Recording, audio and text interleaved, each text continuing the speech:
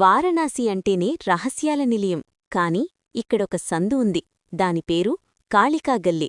గాలిలో సాంబ్రాణిపొగ, గంటల శబ్దం మధ్య ఇక్కడ అమ్మవారి అత్యంత ఉగ్రరూపం కొలువై ఉంది.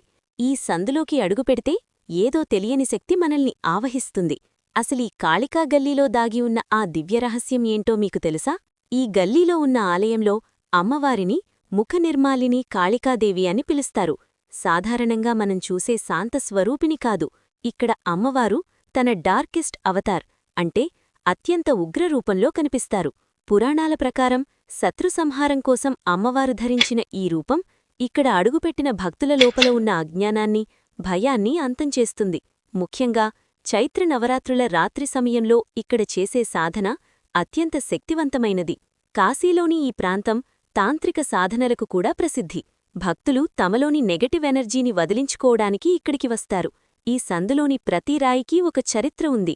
అమ్మవారి కళ్లలోకి చూస్తూ ప్రార్థిస్తే మన మనసులోని చీకటి తొలగిపోయి కొత్త వెలుగు నిండుతుందని భక్తుల అచంచల నమ్మకం.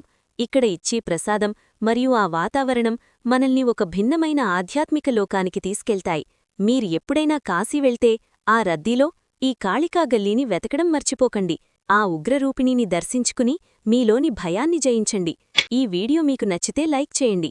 కాశీలోని మరిన్ని రహస్యాల కోసం మన ఛానల్ని ఇప్పుడే సబ్స్క్రైబ్ చేసుకోండి. జై మహాకాళి.